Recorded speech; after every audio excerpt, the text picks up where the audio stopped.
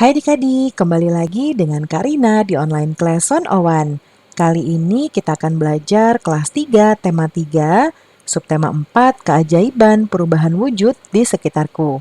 Di pembelajaran 2 ini, kita akan belajar bahasa Indonesia, PPKN, dan juga PJOK di halaman 185 sampai dengan 193. Nah, adik-adik, untuk melihat video lain, Karina back dulu ya. Nah, untuk melihat video lain, adik-adik bisa klik di sebelah kanan atas video Kak Rina, sebelah sini nanti ya. Atau bisa juga nih, contoh di sebelah kanan nih. Nah, ada iklan dulu adik-adik. Nah, di sini nih ya, contoh di kanan atas ini nanti akan ada rekomendasi pembelajaran lain dan juga playlist dari lihat judulnya. Berarti ini kan kelas 2 tema 3 ya. Nah, kalau mau yang lebih lengkap bisa klik di kolom deskripsi, nanti ada daftar playlistnya.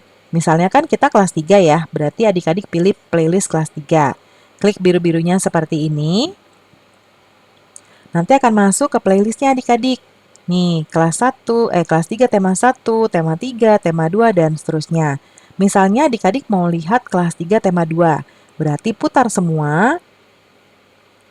Seperti ini, nanti akan otomatis diputar berurutan ya. Ini playlistnya tuh mulai dari halaman awal ya, sampai halaman akhir. Jadi adik-adik cari saja dari subtemanya, subtema berapa, pembelajaran berapa, dan halaman berapa ya.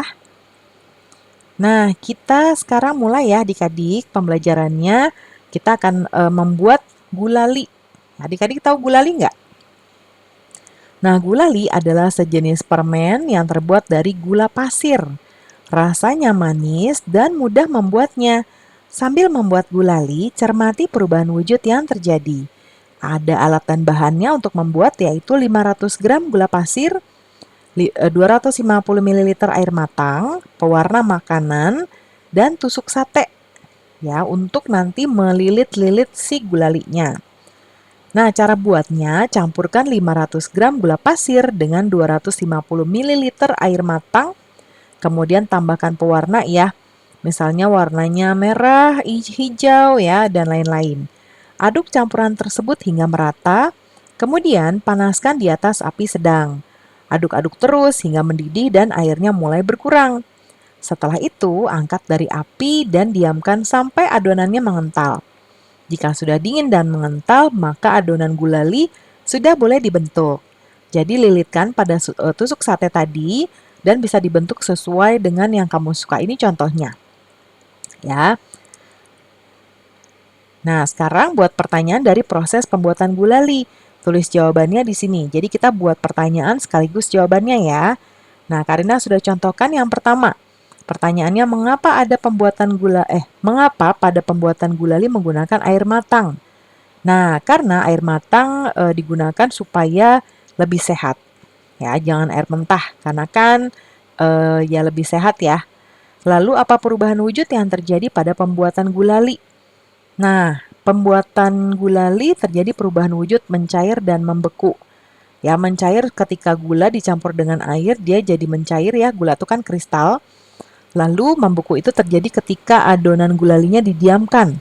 Ya, dia dari cair lama-lama mengeras. Ya, jadi padat, membeku. Kemudian yang ini berapa ya pertanyaannya dimintanya? 5 ya.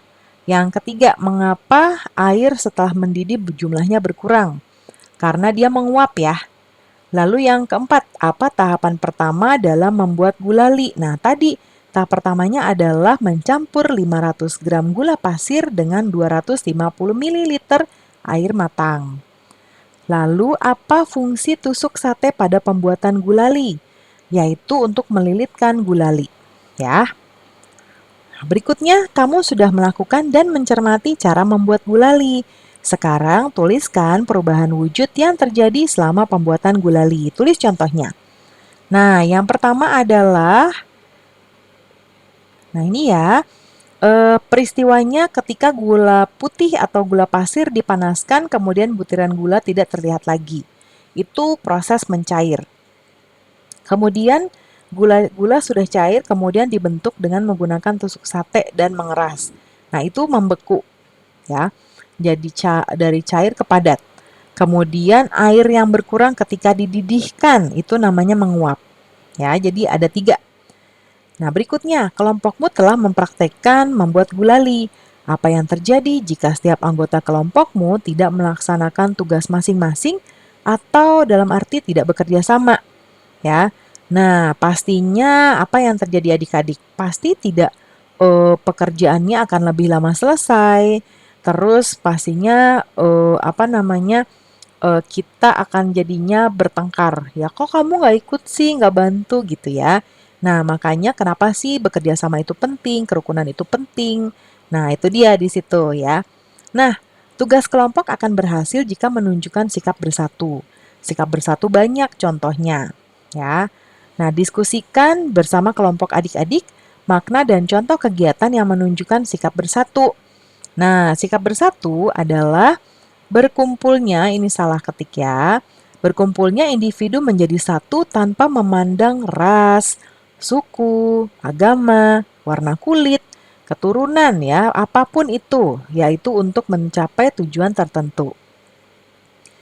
Contoh sikap bersatu. Nah, contohnya adalah saling menghargai pendapat dan peran yang beragam, saling menghormati hak dan kewajiban masing-masing, lalu saling menghargai keragaman suku bangsa dan budaya, tidak merendahkan adat istiadat lain, menghormati segala bentuk tradisi lain yang tidak sama dengan tradisi kita sendiri. Ya. Nah, berikutnya dalam satu keluarga kita pasti penting untuk mempunyai sikap bersatu adik-adik. Ya. Nah, coba lihat gambar di bawah ini, beri tanda centang pada gambar yang menunjukkan sikap bersatu. Ya.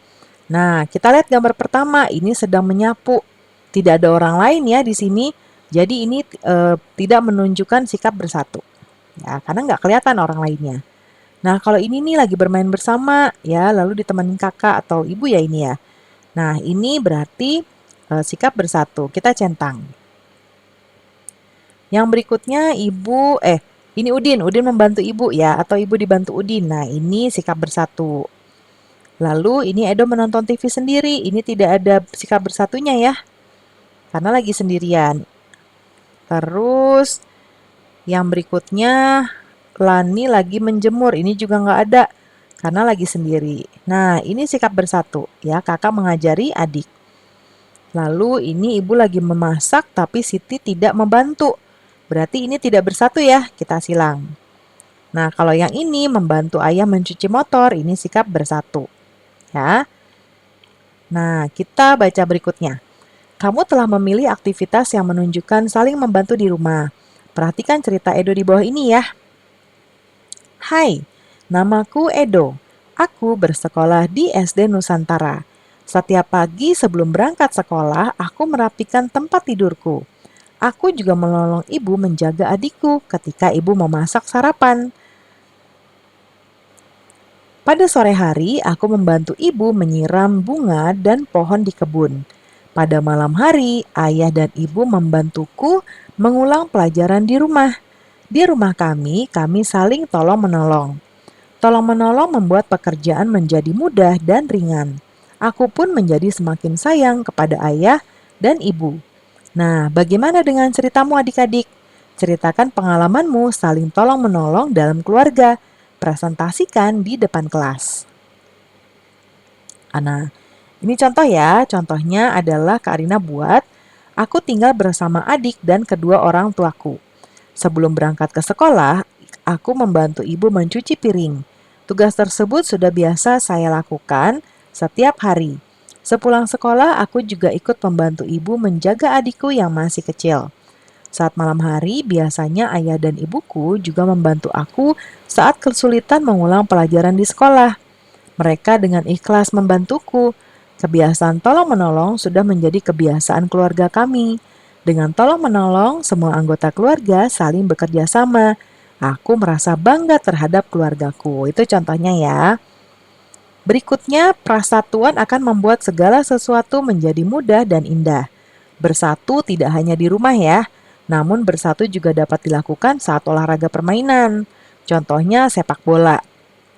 Untuk bisa bermain bola, kalian harus dapat membawa bola dengan kaki menuju gawang. Kegiatan ini disebut menggiring bola.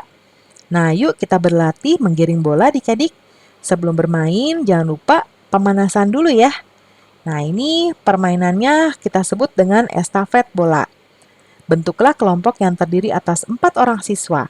Setelah diberi aba-aba, mulai ya anak pertama menggiring bola ke arah anak kedua. Lalu anak kedua menggiring ke anak ketiga terus menggiring bola sampai batas terakhir. Ya. Nah, kalau udah batas terakhir, anak keempat segera menendang bola menuju gawang atau ke titik yang sudah ditentukan.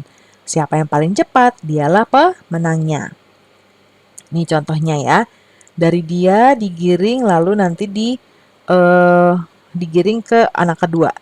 Lalu dia berbalik dan akan menggiring ke sini lalu dioper ke anak ketiga. Ya, lalu dia berbalik lagi, digiring lagi sampai dia ini orang terakhir nih. Dia giring lalu tendang masuk ke gawang, ya. Nah, setelah melakukan pemanasan, tentukan cara tercepat untuk menggiring bola.